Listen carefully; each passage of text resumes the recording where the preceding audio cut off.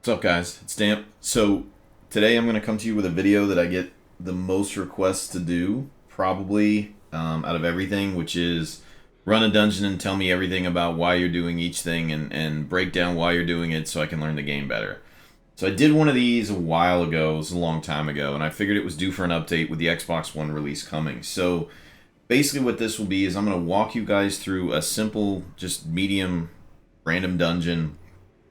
This will be on champion level, but it doesn't really matter. The purpose of this is to kind of show the mechanics and the combat flow that I utilize and how I go through a dungeon and how I attempt to limit my stress and maximize my gold intake with little risks to the party. So we'll kind of start, and I'll tell you guys, I don't have a script. Normally I set up a script for a lot of the tutorial guides. I don't have one today. So I may be long-winded at times, and the purpose of this is to hopefully give you the in-depth explanation that you need. So we'll start with where you go and what dungeons you choose. So my personal favorite for the least punishing dungeon is what would be a medium. You'll see these here. These are short champion runs. The medium champion runs, or medium, I shouldn't say champion, it doesn't really matter, but medium explore 90% of the rooms are what I feel are the most forgiving when you're trying to grind gold or experience for your heroes. The least forgiving, most people say they're boss fights. I really don't think that's the case. Normally, I think they're the combat rooms because you have to go all over the map typically. They're very spread out, and it makes it a lot more difficult, which would be these guys here. It's a lot more difficult, or RNG based, I would say, at times because of how spread out they are. Down the middle of the road tend to be the collections. Now, some of the collections can be a little more difficult, whether you're, like, for example, this one here, gather 3 holy relics, or this one here, activate 3 wards. So, a few things to keep in mind. The Collector, which is a boss who shows up at random in hallways and things, you guys are familiar with him, I'm sure. If you're new to the game, you probably want to look him up and get familiar. Can appear when you have your inventory at more than 60% capacity. I believe it's 65 is when his RNG is possibly triggered as you travel through the rooms. So when you're doing some of these activate or gather quests, you can't bring back as much loot, which is another reason I don't like them as much as just the explore quests. Typically your inventory's full. You're trying to navigate what you're going to take, what you're going to leave. You don't make as much gold because you're carrying around extra things that you typically would not. That's just my opinion.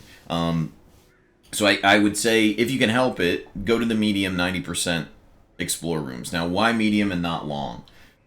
And why medium and not short? So short is, in my opinion, the most punishing. You don't get the campfire in order to use your points. And I think that's probably the main reason. I think that when you go through and you're doing these runs and you're going longer term, doing the long run just gives you more of a chance for negative RNG.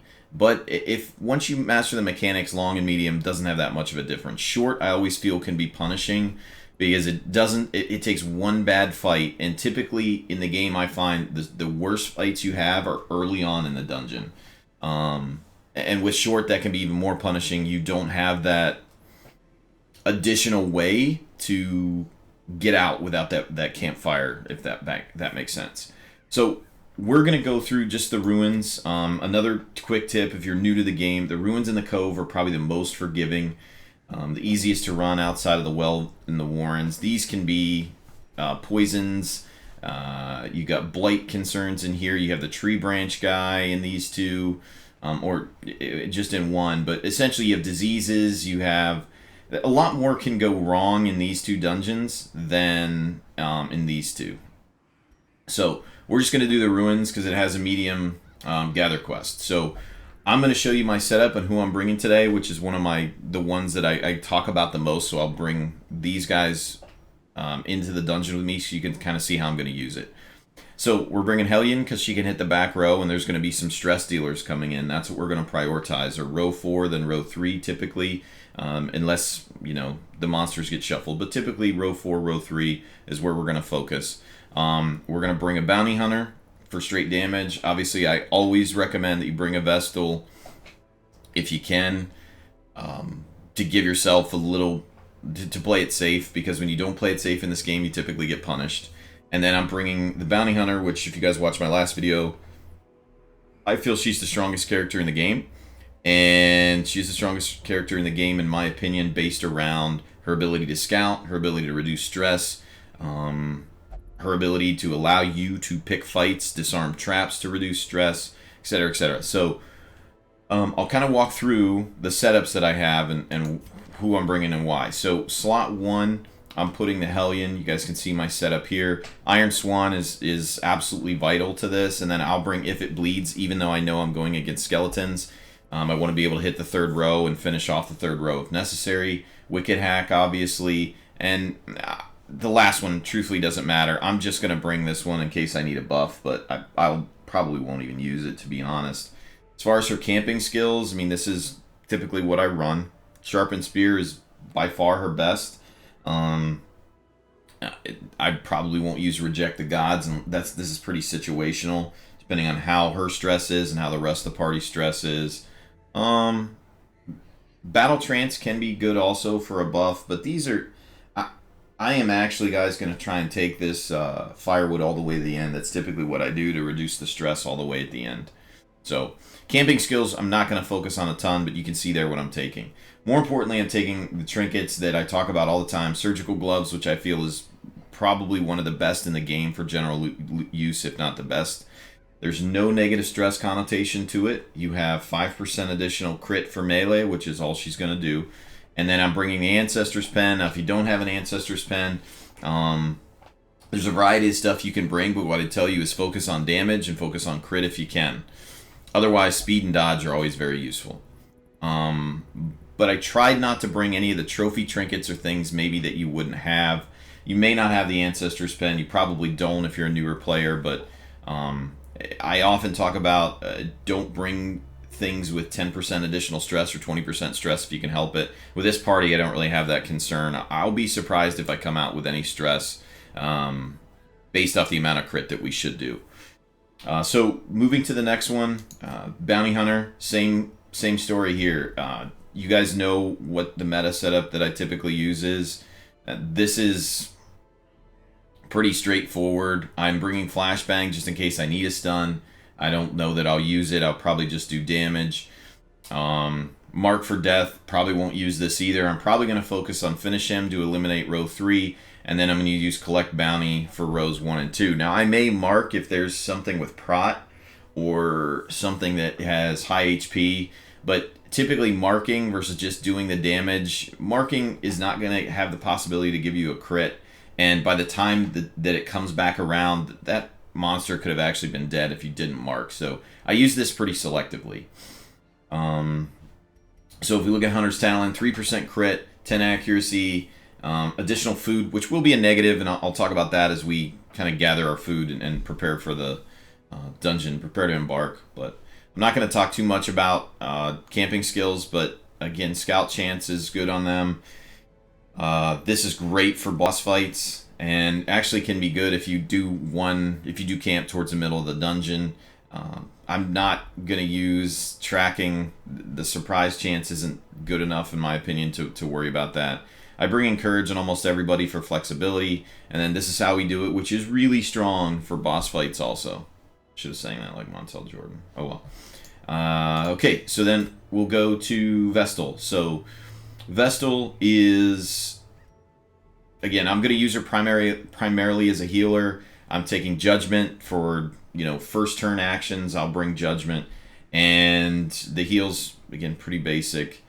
If we look at the trinkets I'm bringing are Surgeon's Charm, just for something different, which gives me plus 15 healing skills, which isn't that great, but I thought I'd show this to you. At lower levels, this can be pretty good, a pretty good trinket, because it has no negative stress effects. Also, bring Feather Crystal just because speed and dodge is always useful, especially speed. Another option you can bring with her is, if I can find it. Oh, wow. I don't know why the trinkets have run really slow lately. Oh well, I'll skip that. But another thing you can run is she has a chalice that gives you +8 speed on the first turn and +2 speed on the turns after that, which is pretty good. So last one we'll talk about is the Bounty Hunter Baby Grill. So if you look at the Bounty Hunter, I'm gonna bring Lunge, Shadow Fade, Thrown Dagger, and Pick to the Face. I'm probably not going to use Lunge as often as you would expect because there's going to be party shuffling. If I'm going to use it, I'm going to use it after Iron Swan kills the back row. Primarily, I'm going to try and use her to finish off rows 3 and 4 with Thrown Dagger. From there, I'll probably Lunge to help finish or Pick to the Face to clean up if necessary. But with Thrown Dagger, I can pretty much eliminate everybody. I'll leave the person in slot 2 last so that she's able to hit, because being in slot 4, if I'm not lunging forward, it's going to be difficult for me to find them. So that should take us up into the point where we are ready to go. So looking through the rest of kind of the preparation that I take, guys, you can see the trinkets I'm using. Additional crit for range because I'm primarily going to be focusing on Thrown Dagger and Raider's Talisman, which I feel is the best trinket in the game. So as we prepare to go, I just want to make sure everybody has their trinkets on there. Do a quick run through. Then you're going to go to the point where you're going to provision. So I have some charts on the spreadsheet that are still pretty good that you guys can look at for what you're going to take as far as food. I'm going to bring a little more than I typically ever would, and that is simply because of the trinkets I brought, and since I'm doing the video, I'm going to be express more caution than I typically would. So going through this, let's talk about kind of what you need as you go through each dungeon. Again, I have a spreadsheet that breaks that down.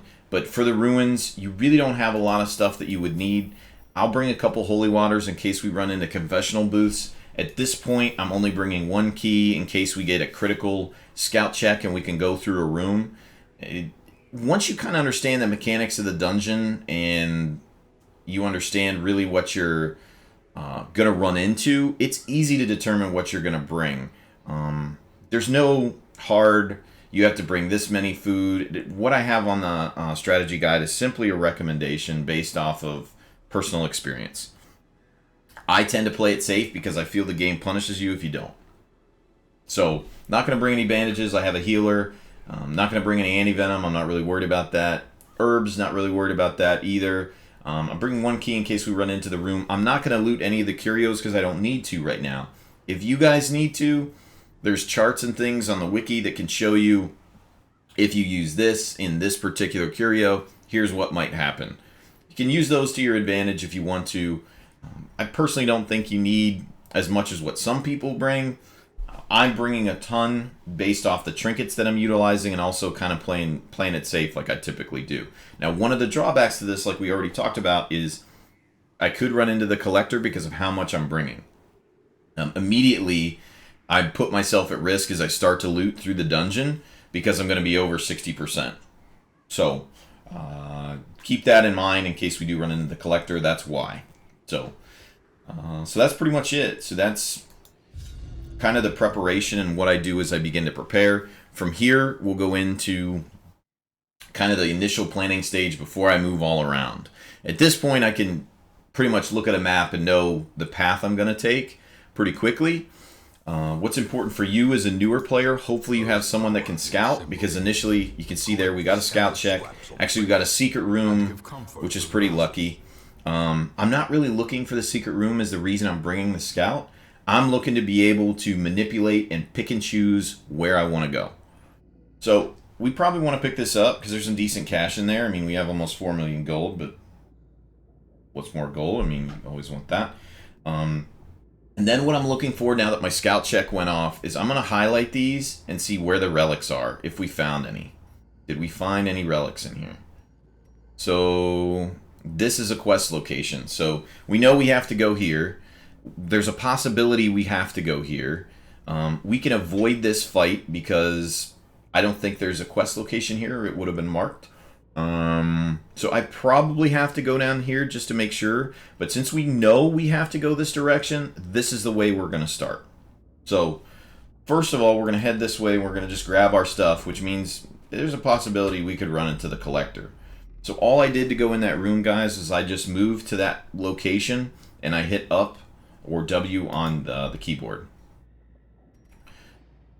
So as we look through here, we'll go ahead and unlock this. And you can see 3,500 gold, so we'll take that. Again, we don't need it. It does up our chance that we run into the collector, but oh well. I always take them at this point. So we're going to head this way because we know this is where we have to go. And again, my thought process is I am limiting combat, and I'm going to dictate where I'm going to go as long as my scout checks continue to go off.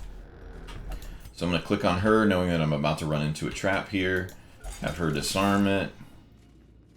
And then we're going to move forward. We'll just grab this. Okay, this has a map, which will give us an additional scout check. So, again, let's check and see where... I mean, there's a lot of green that showed up there. So, where are our quest locations? There's one. Okay, so we know 2 of the 3 are going to be in this direction. So with my RNG, the other ones will end up over here, but we'll see. We'll just continue to go and see what we get. But we know 2 of the 3 are where we're headed now. So we know this room's empty. We don't have to worry about it. And then we're just going to head on knowing we're going to run into a fight. Since I know I'm going to get into a fight, I'm typically going to torch up. And normally I'll keep my torch level pretty high. That maximizes the chance that I'm going to surprise the monsters and not the other way around. It also does a few of the other things. Okay. So we run into combat. Let's break down what we have going on here. So, couple things. First thing you'll notice is this guy has stealth. So, stealth, you'll see here, monsters cannot be hit by single target attacks on stealth. That means you can AoE him, but why would you bother? We're not going to worry about him anyway. If you can't touch him with a single target attack, you probably can't one-shot him. You definitely can't one-shot him, actually, having 21 HP. But what we're more worried about are these guys back here. Typically, your people in row 3 and 4 are going to be the ones who deal the most damage, the most stress, have the highest percentage to crit, etc., etc. So what we're going to do is a couple things. Odds are, at 31 HP, I'm probably not going to one-shot with Iron Swan on row 4. The other thing is, I know my Bounty Hunter can't hit row 4.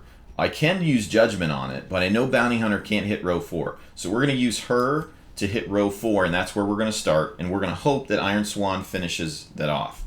From there, we're going to use both Judgment and the Bounty Hunter's attack on row 3. We're going to hope that they're dead before we have our next turn. Or before they even have turn 1. So, here we go.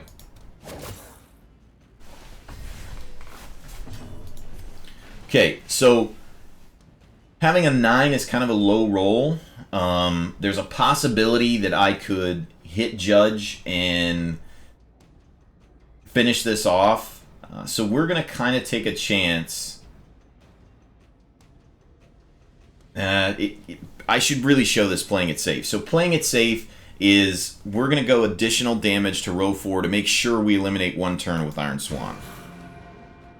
So as long as Iron Swan hits, it shouldn't be any problem to be able to finish that off. Now what we could do here is, since we know we couldn't finish off row 4 in 2 hits, which we would have ideally liked to do, and I probably still could have with Iron Swan, but I'm going to show you guys playing it safe a little more. So ideally, I'm dealing damage here and hoping I get a crit, which could put this guy out. You also have the ability to stun. Now, my gameplay style is I favor damage over stun, so I'm going to show you that. Some of you guys will stun. That's perfectly fine. You're more than welcome to stun if you want to. So there's a few different ways you can do it. But I'm not going to stun. I'm going to do direct damage, and we're going to finish him off next turn at the very least. So here we go. So only hit for 10, which is a really low roll for him. That's all right. But row 4 is eliminated. So we're going to take the L on that. That didn't go as we would have liked. Ideally, we would have eliminated both of those. So we go into turn 2. So turn 2, we really know what she needs to do, and that's eliminate row 3.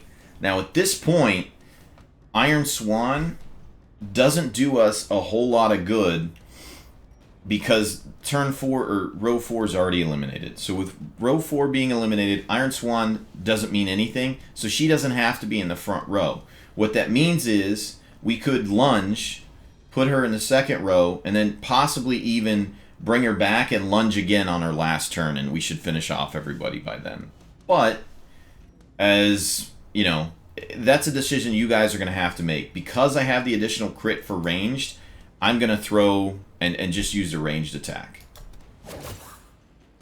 So not enough to finish it off, which means that we're going to get, typically, you get hit again. We got lucky in that we have a dodge. So now we're going to finish him off. We finally get the crit, but it's a little late. You notice we haven't taken any stress through all this. So now, looking at where we are in the fight, we're a little bit ahead. I would, at this point, recommend the newer players to play conservatively. So that would mean you probably want to use an AoE heal. So that's what we're going to do.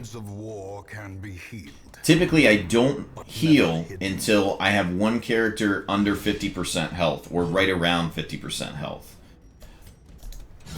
Obliterated. That was an easy decision because he's in stealth. That's the only attack we really had. Now we can begin to move forward with eliminating him. So at this point, same situation we have. We've got to use lunge because that's her only move that would be able to attack him. So like I talked about before, that's always a possibility towards the end of the fight as you eliminate some of the mobs, which is fine. So now we've got a decision to make. Do we heal everyone, or do we heal the person that's under 50%? So going through and looking at your options, there's not necessarily a wrong decision. I'm going to go ahead and single target heal her, knowing that she's more likely to take damage if he gets another turn. Odds are he probably won't. So if we look at these, we're going to compare. So Collect Bounty has a higher crit. But didn't hit well. He had really low rolls this fight. So if we wouldn't have healed her single target, she would have been down to 14, probably 18 right there. So we'll just use this and finish them off, and then we're going to move on. So we took a lot more damage there than you would like, truthfully. A lot more damage than you would like. However, we took very little, no stress. And I mean, that's a good thing that we took no stress. So what'll happen, what changes then is your Vestal becomes more of a healer versus how I'd like to run her, which is a lot more aggressive. So, let's see. What do I want to do? Okay, look at this. Make sure, after every fight, I kind of get my bearings on what I have going on in my inventory and make sure I don't need to move anything around, ditch something, but these are all fine. So, we're going to continue to move forward. Grab this. Oh, I guess he'll grab that based off the quirks that he has. And then we have another trap, which we'll use her for. And we're going to go down into our quest location, but this will probably also have some combat associated with it. Yep. So, same thing here. Rows 4 and 3 are going to be our priority. This is stress, this is damage. So, you need to make a decision at this point. Do you want to eliminate the stress, or do you want to eliminate the damage?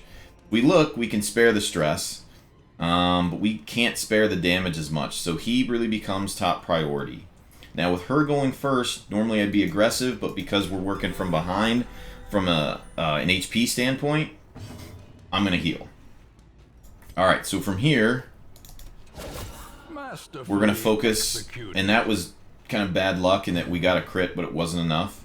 So we'll go ahead and finish him off just to eliminate that turn, and we'll hope we get a decent roll on Iron Swan that could eliminate her after her first turn. So now that she's marked, we know she's probably going to be the target of, I would say, targeted quite a bit more, and probably going to take a little bit more damage. So what we need to utilize there is she becomes a priority for heals, even if she's not underneath 50%, like I spoke to you guys about before. Same strategy, still eliminating turn 4, using what we have. Now here, we have rows 1 and 2. He's in stealth. We're just going to ignore him. Now I could pop this to heal myself. Doesn't do me a lot of good, and I need a crit so that I'm able to resolve some of the stress that we have. So I'm going to focus through even the one that's on prot. And based off where we are, I'm going to heal her because she is still marked, knowing she's probably going to take more damage. So knowing this is prot, and I can't hit him and that he's stealth, I'm going to go ahead and mark. The reason I'm going to mark is that the grave robber also gets a benefit from it. If it was only the bounty hunter, I wouldn't have bothered. Alright, so now we can attack him. And now the bounty hunter becomes my top priority for healing. So we're going to attack here knowing that we need to get a crit for the stress reduction. We didn't get it, unfortunately, but we are going to be able to finish him off.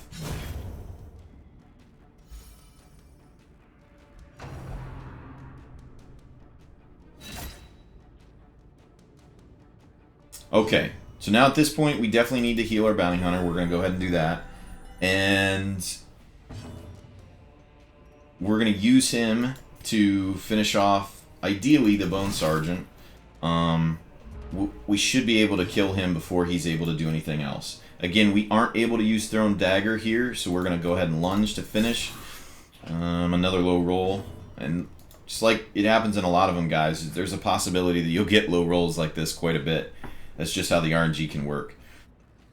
So from here, I have the option to heal, or I can finish this mob off. So I'm going to choose to finish it off, rather than give it the chance that it's going to go next. And even though we had a turn advantage, I wasn't guaranteed that it was going to go next. That I was going to go next, at least. Alright, so we went through that. We've got one of our relics. We need 3 in total. So we're going to continue to move forward. We don't really need to do anything special with this. We're going to go through, look here. Alright, so our quest location's down here. This guy's going to rob me blind. Okay, move her back in her location. Not going to use that. There's our relic. And that's good. Okay. So ideally, we'll get a scout check, but we'll see how that goes. Okay, we got one, so that's good. So there's our final quest location. We got lucky in that we don't have to backtrack all the way over here. We just kind of played the odds, where we would have expected to have to go. If only treasure could staunch the flow of otherworldly corruption.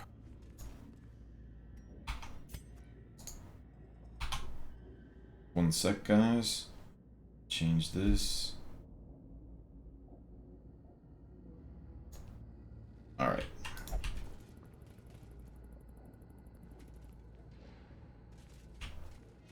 I don't know why the game has dropped so many frames lately. I'm not sure.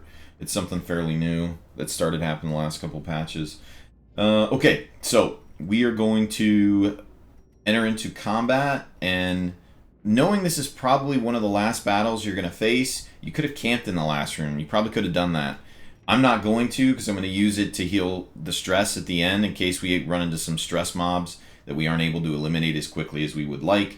Then we go back to town and we can use these guys all over again without having to run into stress. Alright. So, if you aren't familiar with these, you probably want to get a little more familiar with their mechanics. Typically we'd go, you'd go to the back row to eliminate the stress and damage dealing, but because they have prot, I'm going to go ahead and ignore that. And I'm going to try and focus on these rows, actually. So, normally you want to take out the gatekeeper, and you guys probably would know why if you played the game quite a bit, but spoiler alert, I don't want to necessarily show that. So, we're going to go ahead and eliminate anything we feel that we can. So I don't feel at this point I need to heal. We'll be a little more aggressive. That was a nice crit heal that we got.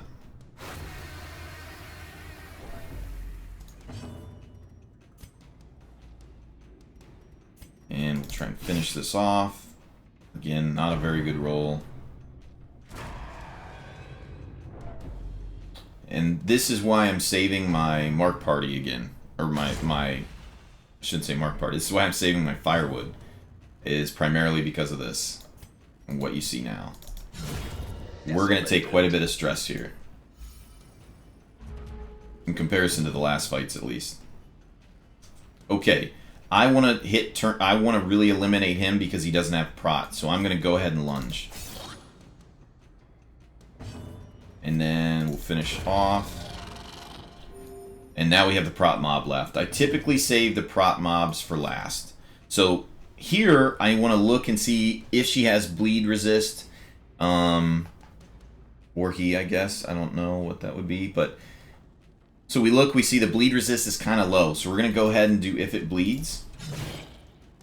Because of the prot that they already have. Same deal here. We know it's prot. So we have a couple different options. I could obviously stun, which would allow the bleed to trigger again. That's probably the safest play because of the low stun resist. So we're going to stun. Take free damage, basically. And we have high speed, so that works to our advantage. Now here, we have the option we can Shadow Fade, get an additional dodge, and then come back up the next turn for lunge. So that's probably what I'm going to do, knowing that, actually, I'm going to hold off on that till the following turn if I can, because we could get a stun. Right now, they're going to be resist to stun, since we just did it. So, we'll go ahead, let's see, higher crit, or, since we have the additional musket ball, we'll go ahead and throw. And then we got the crit, which is a good decision. And same thing, we're going to stack our bleed, and it should die in the next turn. So we know it's going to die. Let's heal everybody. A momentary abatement. And basically you have a free chance at getting a crit here. Since you're going to use a turn, if this guy had a heal, you also could heal. It's a free chance to get a crit. So we're going to find our highest crit mod. We didn't get the crit. But the reason we would have done that is to try and get that overconfidence is a slow and insidious to try and get additional stress reduction for the party. What do I want to dump? Let's go ahead and eat the food. Not going to give it to these two because they're fat. Go ahead. Well, I guess I can still... eats less, so we'll go there. I'm not gonna need the torches. I already know that. The match is struck. So I'll take the rubies. Star is born. We'll get to eat anyway. So again, we played really conservatively, guys. You can see how much food I have left over. But if I would have had to go all the way back over here, it would have made a difference. So we're always playing it safe, especially if you're a newer player. So we got lucky in that there's no combat here. So we can go ahead and grab this and we're done. Get rid of the shovels. I don't even know what's worth more money, but so we're good. Now, I wouldn't have expected to even have this amount of stress, but that's okay. Because we're going to take care of it right now.